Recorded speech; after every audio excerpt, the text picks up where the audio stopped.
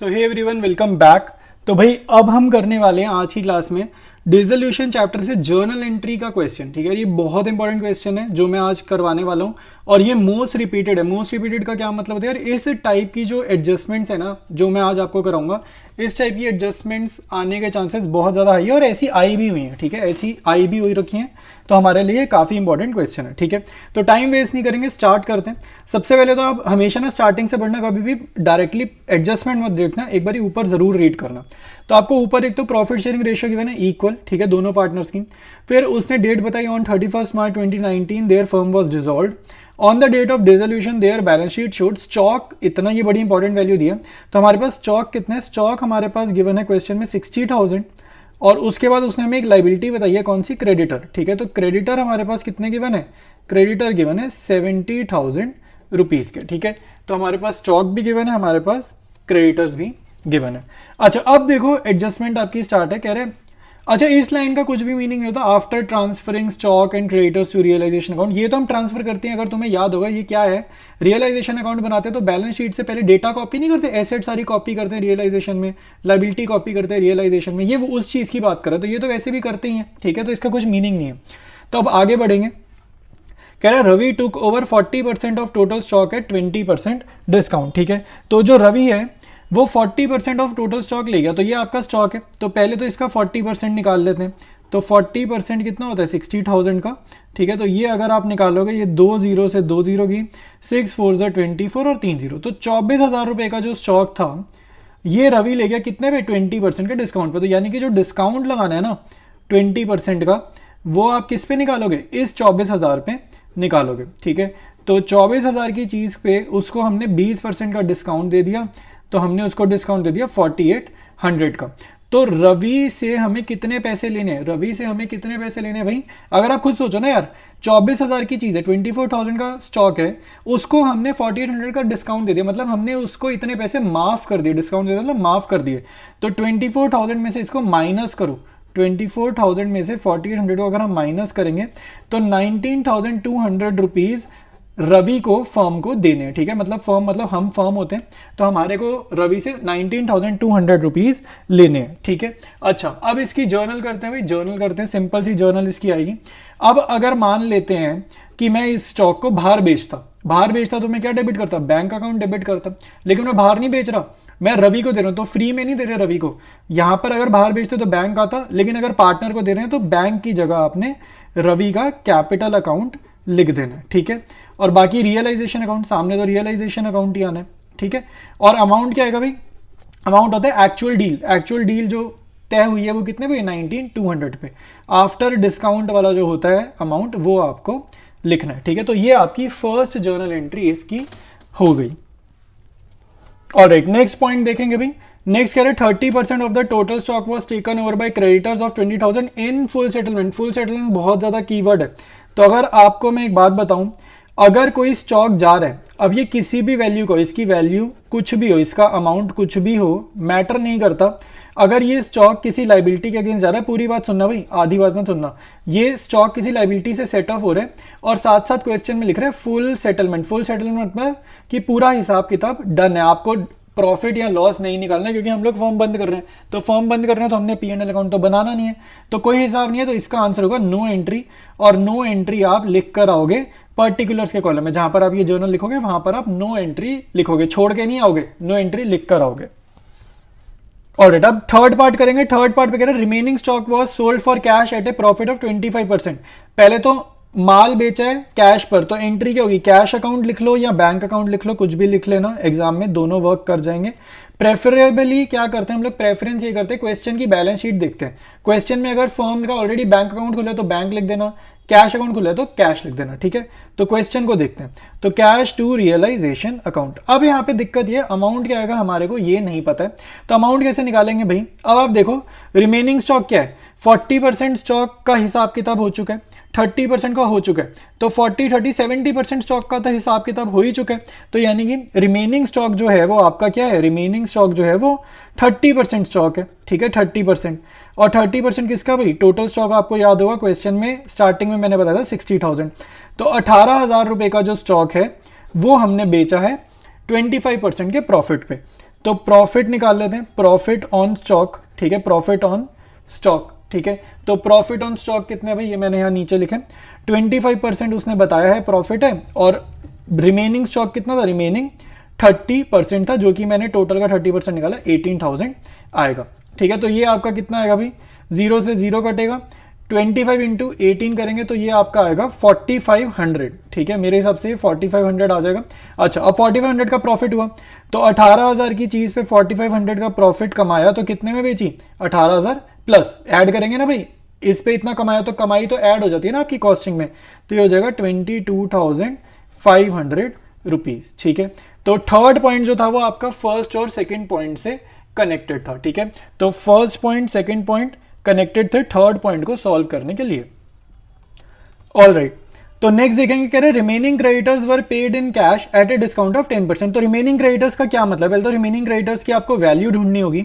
तो second point पे देखो, कह रहा है 20,000 के क्रेडिटर्स का हिसाब किताब कर चुके हैं, टोटल क्रेडिटर्स हमें क्वेश्चन में गिवन है 70, तो 70,000 में से 20,000 का अगर आप हिसाब किताब कर चुके हो तो ये आपके हैं रिमेनिंग क्रेडिटर्स, कितने हैं, 50,000 के आपके हैं रिमेनिंग क्रेडिटर्स, ठीक है। तो इनको कैसे हुए, एट ए डिस्काउंट, तो इसको डिस्काउंट दिया गया है कितना, 10%, तो 10% ऑफ 50,000 कितना होगा भाई, 5,000 रुपये का डिस्काउंट हो गया। अब ये आपको डिस्काउंट अलाउड है या रिसीव्ड है, जरा सोचो, ये डिस्काउंट अलाउड है या रिसीव्ड है, मतलब आप खुद सोचो ना यार, अगर मुझे किसी और को पैसे देने हैं, मेरे को किसी को 50,000 देने हैं, तो मैं तो डिस्काउंट मांगूंगा ना, मैं तो डिस्काउंट मांगूंगा क्योंकि मुझे उनको कितने हैं, 50,000 रुपये देने हैं, तो ये अपना डिस्काउंट रिसीव्ड है, ये अलाउड नहीं है, ठीक है। तो ये आपको समझ में आना चाहिए। तो अब हम कितना पैसा पे करने वाले हैं भाई, सामने वाले को 5,000 कम, तो हम पे कितना करेंगे भाई, पे करते हैं तो जर्नल क्या होती है, जर्नल होती है टू बैंक, ठीक है, टू बैंक टू कैश कुछ भी कर लेना, और डेबिट होगा रियलाइजेशन अकाउंट। आपको ये चीज़ याद होनी चाहिए यार, जब भी पैसा देते हैं तो बैंक अकाउंट क्रेडिट करते हैं, जब भी कंपनी को फर्म को पैसा मिलता है तो बैंक अकाउंट डेबिट करते हैं। तो 50,000 देने थे, 5,000 का डिस्काउंट मिल गया, तो अब हम पे करेंगे 45,000 रुपीज़, ठीक है। तो ये अपनी हो जाएगी फोर्थ पॉइंट की journal entry. All right, next देखेंगे, कह रहा है profit and loss account shows debit balance of 15,000। तो ये मैं बता देता हूँ यार, प्रॉफिट एंड लॉस अकाउंट का जब भी आपको डेबिट बैलेंस गिवन हो, आपने क्या समझना है, ये लॉस है, ठीक है। तो अब मुझे बताओ, अगर लॉस मैं पार्टनर्स को दूंगा तो उनको, उनके लिए नुकसान है ना, नुकसान दे रहा हूँ, तो उनकी जो कैपिटल है ना वो कम हो जाएगी, उनकी इन्वेस्टमेंट गिर जाएगी। तो जब भी कैपिटल अकाउंट कम होता है ना, तो पार्टनर को ये कैपिटल अकाउंट हो जाते हैं डेबिट, ये रूल होता है, ठीक है। जब भी कैपिटल कम होती है तो कैपिटल अकाउंट हो जाते हैं डेबिट, ये आपको याद रखना है, ठीक है। प्रॉफिट शेयरिंग रेशियो क्वेश्चन में पहली लाइन में बताइए इक्वल, ये दोनों के नाम है आर और एम, और आपने यहाँ पर लिखना है पी एंड एल अकाउंट, ठीक है। तो कितने का बैलेंस है, 15,000, तो 15,000 को अगर आप इक्वली बांटोगे तो 7,500 और 7,500 आ जाएगा, ठीक है। तो ये 5 जर्नल थी, बहुत इंपॉर्टेंट। इसके बाद अब हम करेंगे नेक्स्ट क्वेश्चन। ऑल राइट, तो स्टार्ट करेंगे नेक्स्ट क्वेश्चन। ये भी अच्छा क्वेश्चन है, ठीक है। सारी एडजस्टमेंट्स मोस्ट कॉमन एडजस्टमेंट्स हैं जो बोर्ड्स में आती हैं, ठीक है। तो ध्यान से इसको सॉल्व करेंगे। तो 3 पार्टनर्स हैं, इनकी रेशियो गिवन है, द फर्म वॉज डिजॉल्व, तो यहाँ से पढ़ के पता चल रहा है डिसोल्यूशन चैप्टर का क्वेश्चन है। Pass the necessary journal entries for the following transaction, तो ऊपर कुछ भी ऐसी खास बात नहीं लिखी सिवाय प्रॉफिट शेयरिंग रेशियो के, तो वो भी पता नहीं काम आएगी नहीं आएगी, देख लेंगे। तो पॉइंट नंबर 1, ये 4 एडजस्टमेंट है, ABCD मतलब 4 अलग अलग एडजस्टमेंट है। तो पहली एडजस्टमेंट कहती है the firm at stock of 80,000, तो स्टॉक अपने पास कितना है, 80,000 का हमारे पास स्टॉक है फर्म बंद करते टाइम। तो आधा स्टॉक अंकित टुक ओवर 50%, 50% मतलब आधा स्टॉक तो अंकित ले गया, तो इसका अगर 50% आधा निकालूंगा तो आधा कितना होता है, 40,000 होते हैं।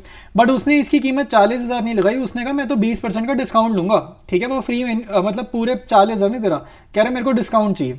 तो इसमें से आपको 20% का डिस्काउंट माइनस करना है। उसने 40,000 की कीमत कितनी लगाई है, 20% के डिस्काउंट के हिसाब से लगाई है। तो ये उसने 8,000 रुपये का डिस्काउंट लिया है, तो उसने इसकी कीमत लगाई है 32,000 रुपीज़, ठीक है। ये किसने कीमत लगाई है, अंकित ने, ठीक है।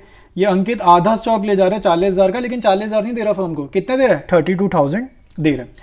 फिर कह रहा है while the remaining stock, remaining stock कितना होगा भाई, आधा अंकित ले गया, तो रिमेनिंग कितना होगा, रिमेनिंग भी 40,000 ही होगा, ठीक है। ये आपका रिमेनिंग है भाई, दो चीज़ों के इक्वल पार्ट्स करोगे तो रिमेनिंग वाला और पहले वाला दोनों बराबर ही होंगे, ठीक है। अगर हमने इसको बाहर बेचा, रिमेनिंग स्टॉक हमने बाहर किसी को बेचा, उस पर हमने 30% का प्रॉफिट कमा लिया, तो प्रॉफिट कमा लिया, तो ये स्टॉक कितने पे जाएगा, 40,000 का मैं 30% ये रफ में निकाल लेता हूँ, ठीक है। वैसे तो मेरे को आता है, ओरली मैंने कर लिया, बट मैं फिर भी सॉल्व कर देता हूँ। 30% ये निकालोगे आपका 12,000 आएगा। तो ये 12,000 आप यहाँ पे ऐड करोगे, तो रिमेनिंग स्टॉक मैंने बेचा है 52,000 में, ठीक है। ये जो मैंने बेचा है ना, ये कैश में या बैंक में बेचा, ठीक है, कैश या बैंक के जरिए बेचा।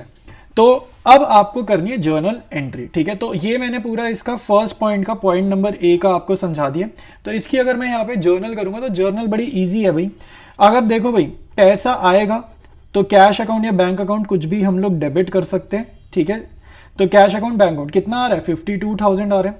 अच्छा, अगर ये अंकित को जो स्टॉक मैंने दिया, क्या मैंने फ्री में दिया? मैंने अंकित को स्टॉक फ्री में नहीं दिया। तो हुआ क्या है, फर्म अंकित की कैपिटल अकाउंट कम करेगी, और जब भी पार्टनर की कैपिटल अकाउंट कम करते हैं उसको क्या करते हैं, डेबिट। ये स्टॉक की कीमत चुका रहा है अपनी कैपिटल कम करा के, ठीक है। ये फर्म को पे कर रहा है, बेसिकली अंकित फर्म को पे कर रहा है अपनी कैपिटल कम करा के, और कैपिटल कम होने पर होती है डेबिट। और क्रेडिट आपने करनी है रियलाइजेशन अकाउंट, ठीक है, क्योंकि डिसोल्यूशन का क्वेश्चन है। तो रियलाइजेशन अकाउंट आपको क्या करना है, क्रेडिट करना है, ठीक है। इन दोनों को ऐड कर दो, ये आ जाएगा आपका 84,000 रुपीज, ठीक है। तो ये आपकी जर्नल एंट्री हो जाएगी पॉइंट ए की। पॉइंट नंबर बी देखते हैं भाई, कह रहा है a liability under a suit for damages included in creditors were settled at 32,000 as against only 13,000 provided in the books, ठीक है। देखो मैंने जितना रीड किया यहां तक अगर आप समझो, तो मुझे किसी को देने थे 13,000 रुपए, और मेरे को अब देने कितने पड़ रहे हैं, मेरी सेटलमेंट हुई है 32,000 में, मतलब कहाँ किसी को 13,000 देने थे, अब मुझे उसको देने पड़ रहे हैं 32,000। तो आपको ये समझना है कि आपकी बुक्स में 13,000 की लाइबिलिटी थी। देखो ध्यान से समझना, अब आगे भी पढ़ेंगे, बहुत इंटरकनेक्टेड है। तो टोटल क्रेडिटर्स थे 50,000 के, तो 50,000 में से ना 13,000 के ऊपर समझ लो कोर्ट का केस चल रहा था। 50,000 में से 13,000 के ऊपर क्या चल रहा था, कोर्ट का केस चल रहा था। और रिमेनिंग कितने, 50,000 में से 13,000 पे केस चल रहा है, लड़ाई चल रही है हमारी कोर्ट में, तो रिमेनिंग है 37,000 के। तो ये जो 13,000 वाले हैं इनको हमें कितना पे करना पड़ा, 32,000 पे करना पड़ा। तो ये जो 13,000 है इनको मुझे कितना पे करना पड़ा, 32,000 पे करना पड़ा। ये मेरा कैश का पेमेंट है जो मुझे पे करना पड़ा, ठीक है। अब अगर मैं ध्यान से देखूं इनको कितना पे करना पड़े ये तो नहीं पता क्वेश्चन में, लेकिन डिसोल्यूशन में हम मान के चलते हैं, जब भी क्वेश्चन साइलेंट होते हैं तो हम मान के चलते हैं एसेट हो चाहे लायबिलिटी हो, टेंजिबल एसेट हो या जितनी भी लायबिलिटीज हो, सेम वैल्यू पे करते हैं। मतलब इनको हमें 37,000 ही पे करना पड़ा है। तो टोटल मुझे कितना पे करना पड़ा, 32 प्लस 37 यानी कि 69,000 रुपीज हमारे को पे करना पड़ा है। ऑलराइट, तो बस अब यही जर्नल करनी है, पेमेंट की जर्नल करनी है। कोर्ट ये केस की और नॉर्मल की अलग जर्नल तो होती नहीं, डिसोल्यूशन में सारी जर्नल एक जैसी है। आपको सिर्फ इस क्वेश्चन में अमाउंट निकालना था, तो रियलाइजेशन टू बैंक लिख दो 69,000 रुपीज, ठीक है। तो ये अपना पॉइंट नंबर बी का आंसर हो जाएगा, ठीक है। तो ये पॉइंट नंबर बी का आंसर है। ऑलराइट, तो थर्ड पॉइंट देखो, कह रहा है पॉइंट नंबर सी में बॉबी सिस्टर्स लोन। देखो पार्टनर की सिस्टर हो चाहे वाइफ हो या मिसेज बॉबी करके कुछ लिख देगा, हमें फर्क नहीं पड़ता। ये ना थर्ड पार्टी लोन होता है, इसको हम बोलते हैं थर्ड पार्टी। थर्ड पार्टी मतलब जैसे तुम बैंक लोन हो, ठीक है, बैंक का लोन हो, तो पार्टनर की बहन हो वाइफ हो, हम उसको ऐसे समझेंगे कोई बाहर वाला है, ठीक है। तो 20,000 रुपए कह रहे हैं loan of 20,000 paid of along with interest of 2,000। तो मैंने ये लोन चुकाया, तो अब मुझे बताओ अगर मैं लोन चुकाऊंगा तो पैसा दे रहा हूँ, तो पैसा दे रहा हूँ तो बैंक अकाउंट क्रेडिट होगा। और डिसोल्यूशन चैप्टर में सबसे अच्छी बात पता है कि अगर एक चीज पता चल गई तो सामने तो रियलाइजेशन अकाउंट ही लिखना है, ठीक है। डिसोल्यूशन के क्वेश्चन में ये बड़ी अच्छी बात है। तो टोटल मैंने कितना दिया, 20,000 तो दिया ही दिया, और साथ साथ मैंने 2,000 का इंटरेस्ट भी तो पे किया ना। पे मतलब पेड ऑफ मतलब कैश के थ्रू, बैंक के थ्रू पे करा है, ठीक है। तो 22,000 रुपीज मैंने पे करे, ठीक है। तो ये हो जाएगी पॉइंट नंबर सी की जर्नल एंट्री। ऑलराइट, तो पॉइंट नंबर डी देखते हैं भाई। पॉइंट नंबर डी बहुत अच्छा है, इसमें काफी बच्चे गलती कर देंगे, ठीक है। तो ध्यान से देखना, कह रहा है कार्तिक लोन ऑफ 12,000। देखो मैं यहाँ पे कार्तिक का लोन अकाउंट बना देता हूँ, समझाने के लिए बना रहा हूँ, समझाने के लिए बोल नहीं रहा। तो ये लायबिलिटी नेचर का लोन है, तो मैंने यहाँ पर लिख दिया बाय बैलेंस बीडी, ठीक है। बाय बैलेंस बीडी मतलब कितना है, लोन कितना है, 12,000 का तो लोन था, तो फर्म के ऊपर कर्जा कितना है, 12,000 का।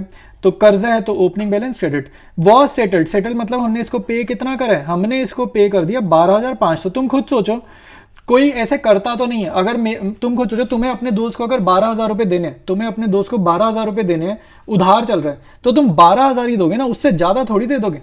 ये कोई समझदारी वाली बात थोड़ी है। 12,000 देने, हम ज़्यादा थोड़ी दे देंगे। लेकिन यहाँ पे क्या हो रहा है भाई, 12,000 देने थे, हमने क्या करा, हमने उसको ज़्यादा पे कर दिए। तो अब कोई नहीं, अब क्वेश्चन जो बोल रहा है वही करेंगे भाई, हम अपनी मर्जी तो चलाएंगे नहीं। तो बड़ी साइड का टोटल करेंगे, ठीक है, बड़ी साइड का टोटल करेंगे और बड़ी साइड का टोटल यहाँ लिखेंगे दोनों तरफ। तो बैलेंसिंग फिगर आपकी आ रही है 500। तो ये जो बैलेंसिंग फिगर है ये आप रियलाइजेशन अकाउंट में भेज देंगे। आई बात समझ में? ऑलराइट, अब देखो भाई हम इसकी जर्नल कैसे करेंगे। जर्नल ना हम यहाँ से देख कर नहीं लिखेंगे, जर्नल हमारी फिर मैच नहीं करेगी जैसा एग्जामिनर आंसर एक्सपेक्ट कर रहे हैं। तो अब जर्नल देखो कैसे लिखेंगे, ध्यान से समझो जरा। के का लोन है, लोन चुका रहे हैं तो लोन आपको करना है डेबिट, ठीक है। लाइबिलिटी कम हो रही है ना, लोन चुका रहे हैं, तो अकाउंट्स के रूल्स याद रखो, लाइबिलिटी कम होने पे होती है डेबिट। तो कार्तिक्स लोन अकाउंट आप करेंगे डेबिट। कितने का लोन था, 12,000 का लोन था।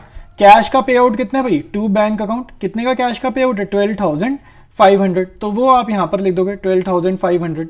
अब बैलेंसिंग फिगर देखो, जर्नल मैच नहीं कर रही, तो बैलेंसिंग फिगर यहाँ डेबिट में डाल देना और यहां पर लिख देना रियलाइजेशन अकाउंट, ठीक है। ये आपकी बैलेंसिंग फिगर है, लेकिन लिखना मत बैलेंसिंग फिगर। तो ये जो है ये आपकी ऑफिशियल जर्नल एंट्री है इस क्वेश्चन की, ठीक है। लोन अकाउंट मैंने बना दिया, बनाने की कोई भी जरूरत नहीं है। ऑलराइट, तो लास्ट क्वेश्चन कर रहे हैं इस वीडियो का, ठीक है। तो काफी इजी क्वेश्चन है, ठीक है। वीडियो पॉज करो, 2 क्वेश्चन मैंने आपको समझाए हैं, उसके बाद आप इसको अटेम्प्ट करोगे, आपका इजीली हो जाएगा। और ये भी बोर्ड में आया हुआ क्वेश्चन है, तो इसी लेवल के क्वेश्चन आते हैं, तो घबराना नहीं है, ठीक है। और जो भी क्वेश्चन मैं करा रहा हूँ इसकी पीडीएफ आपको व्हाट्सएप चैनल पर मिल जाएगी, तो वहां पर व्हाट्सएप चैनल पर जाकर फॉलो कर लेना, ठीक है। तो स्टार्ट करते हैं भाई। आपको ऊपर 2 पार्टनर्स हैं, टीना और रीना पार्टनर्स हैं, और रेशो वगैरह मेंशन नहीं होती तो हम इक्वल लेकर चलेंगे। तो फर्स्ट पॉइंट देखो, अनरिकॉर्डेड एसेट है, रिकॉर्डेड हो चाहे अनरिकॉर्डेड हो फर्क नहीं पड़ता, आपको नॉर्मल करना है, ठीक है। कोई सोचना नहीं है रिकॉर्डेड है तो क्या करना है, अनरिकॉर्डेड में कुछ और करते हैं, कुछ नहीं करते, सब में एक ही तरीका है, ठीक है। तो रिकॉर्डेड एसेट, अनरिकॉर्डेड एसेट कितनी, 18,000, was taken over by Tina at 16,000। अब मेरी बात सुनो, अगर मैं टीना को 2 मिनट के लिए इग्नोर करूं, अगर मैं ये एसेट बेचता तो मैं जर्नल क्या करता, बैंक टू रियलाइजेशन करता कि नहीं करता। अगर मैं ये एसेट बेचता तो मुझे पैसे मिलते, ये करता। तो अब क्योंकि बेच नहीं रहा, टीना लेकर जा रही, तो आपको याद रखना है बैंक की जगह पे ना पार्टनर को आपको रिप्लेस करना होता है, ठीक है। बैंक की जगह पे टीना को आपको लिखना है। और डील की अमाउंट, डील मतलब कितने पे बात तय हुई है, बात कितने पर तय हुई है, 16,000 पे, तो आपको अमाउंट के कॉलम में 16,000 लिखना है। चाहे चीज भले ही महंगी थी, लेकिन डील किस पे हुई है, डील किस पे हुई है, तो वो वाला अमाउंट आपको जर्नल में लिखना होता है, ठीक है। तो ये आपका फर्स्ट पॉइंट हो जाएगा। सेकेंड पॉइंट देखो भाई, रीना अग्रीड टू पे हर ब्रदर्स लोन ऑफ 23,000। देखो हुआ क्या है, आपको कंफ्यूज नहीं होना भाई कि रीना अग्री क्यों कर रही है, भाई ये कुछ नहीं है। आपको ये समझना है कि ये ब्रदर का लोन है, थर्ड पार्टी लोन है।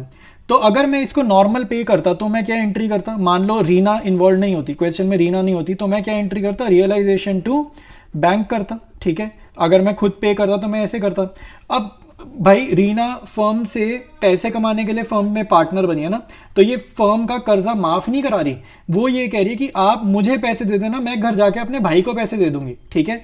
तो हम बैंक की जगह किसको पैसे दे देंगे, रीना को पैसे दे देंगे, और ये घर जाके अपने ब्रदर को पैसे चुका देगी। समझ में आया? फ्री में कुछ नहीं हो रहा, अगर तुम्हें लग रहा है फ्री है, फ्री कुछ नहीं हो रहा, ठीक है।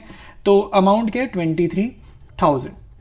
तो ये चीज यहां पर हो रही है। आपको सिंपल मैं ये कटिंग करके इसलिए दिखा रहा हूं, पहले आप नॉर्मल सोचो बैंक होता तो क्या होता, और बैंक की जगह पे पार्टनर का कैपिटल अकाउंट लिख दो, ठीक है। तो एक ये सबसे इजी तरीका है जर्नल करने का।